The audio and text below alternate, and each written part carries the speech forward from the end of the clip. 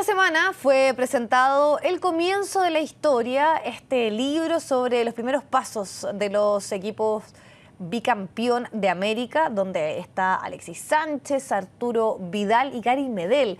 Vamos a hablar más al respecto. Nos acompaña su autor, el periodista Nicolás Olea. Gracias por acompañarnos. Gracias por la invitación.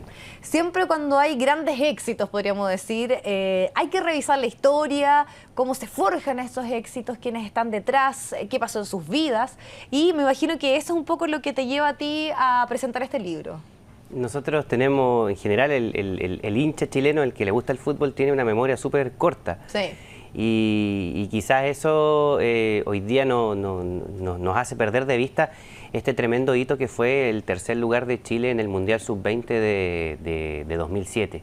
Lo increíble es que en ese plantel había 5 jugadores que posteriormente fueron campeones de América. Estuvo Gary Medel, Alexis Sánchez, Arturo Vidal, estuvo Mauricio Isla y Christopher Toselli. Y a mí me tocó cubrir como periodista en ese momento del Mercurio este Mundial, y me di cuenta que tenía todo ese material en 2 CD, lo guardé todo, y me encontré con ese material ahora este año.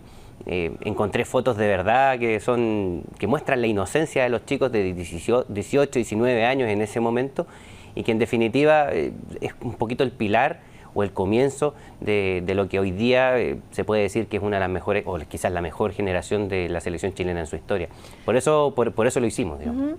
Ahora, precisamente, ¿qué tan determinante fue la formación de ellos, lo que pasó en Canadá, respecto sobre todo al tema psicológico, que es algo que es bien fundamental? Se habla que esta selección tenía altas expectativas, que había una mentalidad ganadora, que no se achicaban frente a grandes desafíos, y que también eso marca un poco la clave, impulsado también por todo lo que pasó con Bielsa, de creer que se podía llegar a triunfos tan importantes como tener 2 Copas América. Aquí nosotros, en general, uno es súper bueno para valorar lo que hizo Bielsa y posteriormente Sampaoli.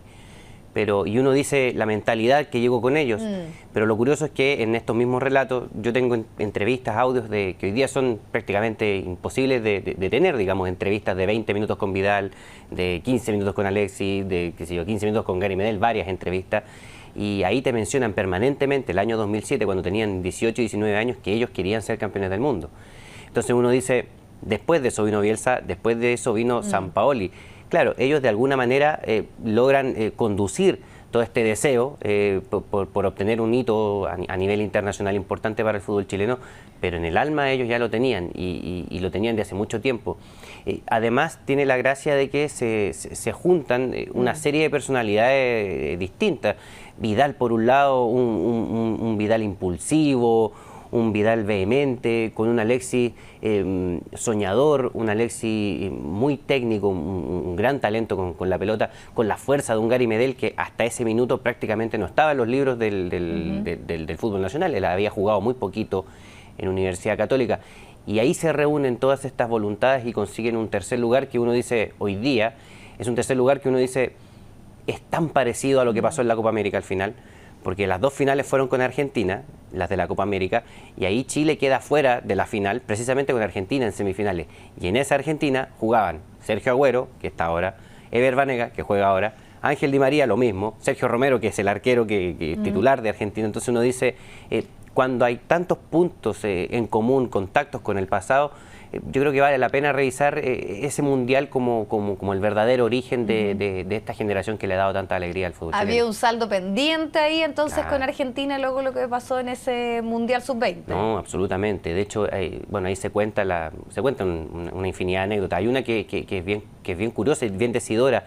Cuando Chile gana el tercer lugar, se lo gana en la final por el tercer lugar contra Austria, en Toronto, los chicos reciben un poquito una medalla de bronce, pero la reciben como que no la quieren, no están a gusto, claramente. Y después viene una zona mixta, y Alexis lo único que dice es que no pude ser campeón del mundo acá, ahora me corresponde ser campeón del mundo en un mundial adulto. Entonces nos dice, se había acabado recién el Mundial de los chicos y ellos ya querían tener su revancha en una categoría superior. Lo que habla un poquito de ese pensamiento. Deja mucho el libro en eso.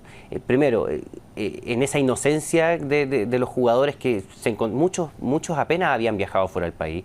Se encontraron en Canadá con una sociedad bastante más avanzada, bastante quizás más liberal. De hecho, por ejemplo, los jugadores se tiñeron el pelo rojo. Y fueron súper criticados en ese momento. Vidal, Virangos y Cristian Sepúlveda fueron en una peluquería y se tienen el pelo rojo. Súper criticados. Pero uno dice, hoy día se sube al metro, están todos los niños con el pelo pintado. Entonces, todo un poquito un choque que ellos reciben también, tomar en sí esta fama que se les vino tan encima de un día para otro, es lo que plasma el libro, cómo se estuvieron adecuando a esos desafíos y cómo se hicieron un poquito, ellos se hicieron hombres, de manera de jugar, de manera de plantarse frente a los medios, frente a los hinchas y frente a los desafíos. Y en esas personalidades tan particulares y en esos anhelos tan grandes, ¿esto es algo innato? ¿Lo tenían ellos? ¿Fue la coincidencia además que se dieran personalidades tan especiales en un mismo grupo? ¿O aquí hubo algo, no sé, estoy pensando por ejemplo en la figura Zulantay, en lo que pasó en sus procesos también de vida? Sabemos que muchos de ellos tuvieron una historia personal de muchísimo sacrificio, de venir de lugares muy pobres, entonces también hay muchas cosas que coinciden en ellos, en todo el camino que tuvieron que recorrer para llegar hasta donde están hoy. Yo creo que es casi pregunta para un sociólogo, porque es verdad, es un hito y uno va sumando detalles. Por ejemplo, todos estos chicos son clase 80, o sea, año de nacimiento 87-88, o sea, el fin de la dictadura. Ellos no nacen con esa presión de la autoridad sobre ellos, sino que al contrario, son los mismos jóvenes que hicieron la revolución de los pingüinos, es la misma generación. Entonces uno dice, quizás por ahí, son los primeros que tienen acceso de manera ya común y cotidiana a Internet. Claro. Antes eso no pasaba. Antes los jugadores, para enterarse de los resultados en el exterior o ver un partido internacional era, qué sé yo, no sé, yo me acuerdo que veía en UCB, en el Canal 5, a veces daban un partido de Alemania tipo martes en la noche. Después no. Todo se hizo, el mundo se hizo más chico, el mundo se hizo más alcanzable.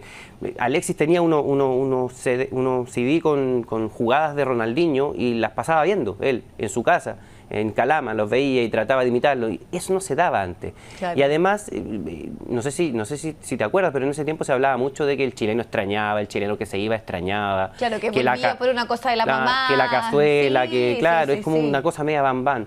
Y fíjate que esta generación no volvió ninguno. O sea, Gary se fue y no volvió. Vidal se fue y sigue allá. Alexis lo mismo. Se fueron a muy temprana edad, dejando acá prácticamente todo. Algunos tuvieron que llegar a aprender bien español para aprender otro idioma en el exterior, pero igual no volvieron. Claro. Y eso habla un poquito también del convencimiento y del sentirse cómodos en estas instancias internacionales. Yo creo que esa es la gran prueba de este mundial. Fíjate que, por ejemplo, el Bayer Leverkusen, el primer equipo de Vidal en Europa, lo compró en $12 millones. Y en ese tiempo estaba la polémica que decían, pero tienen que jugar la Copa América, porque había Copa América de Venezuela, o el Mundial. Y el Bayer Leverkusen dijo, quiero que juegue el Mundial porque ahí se va a encontrar con lo que va a encontrarse después en Europa, con jugadores con otro físico, con otra dinámica y con instancias, digamos, de competitividad mucho mayores.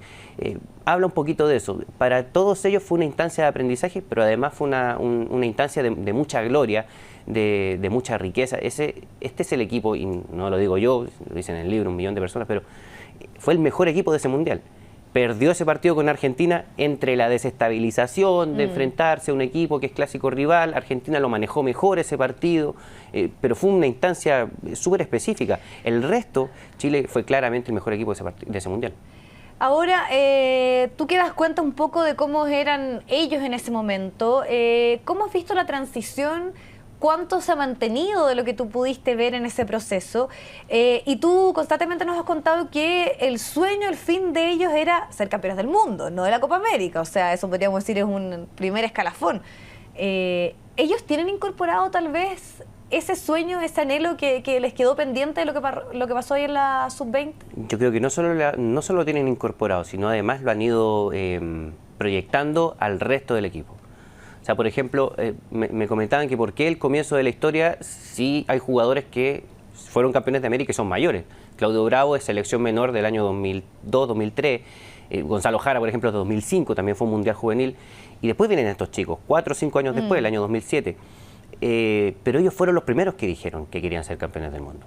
Antes nunca nadie lo dijo. Y fueron súper criticados y cuestionados por eso. Y siguen siendo. Claro, O sea, Vidal con lo que dijo, respeten a los campeones de América. Claro, si todo el tiempo los han cuestionado por lo mismo. Pero lo increíble es que pese a todos esos cuestionamientos, allá ya van a ser 10 años de cuestionamiento, ellos siguen con ese objetivo y además lo han ido desperdigando en el plantel. O sea, por ejemplo, hay algunos que son más cautos, que se llama Marcelo Díaz, Charles Arangui, pero en la interna, en el juego interno, ellos de verdad lo piensan. Y si no lo pensaran, seguramente no habrían llegado hasta donde llegaron. Y me hablabas antes de que saliéramos al aire de quién es más talentoso, si Arturo o Alexis. Y yo creo que el talento de ambos pasa a un segundo plano frente al esfuerzo que los dos hicieron. O sea, Alexis y Arturo eran chicos que en Canadá, en pleno mundial, los tipos iban al gimnasio y le decían a sus compañeros, vamos al gimnasio, y después entrenaban, o antes entrenaban y después iban al gimnasio. Arturo Vidal en esta época entrenaba 3 o 4 veces al día. Hacía gimnasio 8:30 de la mañana, después iba a entrenar en Colo-Colo, después volvía a su casa, se iba al gimnasio. Y esa es otra cosa que también cambió un poco, podríamos decir, en el deporte en nuestro país, que hay que tener perseverancia, hay que ser disciplinado, hay que, sobre todo para estar como en las grandes ligas del fútbol, que precisamente ellos están, así que también hay una experiencia que tiene que ver con eso. Es lo que te exige hoy día la alta competencia. De hecho, en los grandes equipos europeos, los entrenamientos son muy breves, son prácticamente entrenamientos tácticos, movimientos en la cancha, algún desarrollo técnico o alguna cosa especial. Pero el entrenamiento físico lo hace cada uno por su cuenta. Arturo Vidal tiene 2 personal trainers que trabajan con él a diario en Múnich. Entonces uno dice, ¿por qué otros jugadores que son tanto o más talentosos que Arturo Vidal y Alexis Sánchez no llegaron tan lejos? Yo creo que la respuesta va más por ese lado, por ese convencimiento y el esfuerzo que hicieron. Incluso hay un capítulo que habla en el libro sobre el aporte médico y casi que tecnológico de este tipo de cosas. Le sacaron perfiles bioquímicos a los jugadores, cada uno le inyectaban lo que le faltaba, y entonces así conseguimos que jugadores del típicos chilenos, digamos, o sea, no pasaban el 1,80 m, pero tenían una contextura fuerte. Uno ve a Alexis y es una cosa que no se puede creer, digamos así. Son jugadores que tienen, que han sacado el máximo provecho a su cuerpo y a su físico. Ok. Nicolás, te agradecemos muchísimo entonces habernos presentado un poco de este trabajo, el comienzo de la historia. Me imagino que ya están las librerías disponibles para la gente que pueda ahí también introducirse un poco en todo lo que pasó para llegar a ser los campeones de América. Y por qué no los campeones del mundo, por lo menos ellos tienen esa certeza o ese anhelo, ese sueño. Sí, muy cortito. Es un libro que está pensado en aquellos que no vieron esto. Ya, perfecto. En los niños que hoy día tienen 16, 17 o menos, que son niños que no estuvieron o que no pudieron verlo por televisión, no lo vivenciaron. Aquí está todo lo que se perdieron, con sus fotos, con sus perfiles y todo eso. Ya, pues buenísimo. Muchas gracias por acompañarnos. Te agradezco.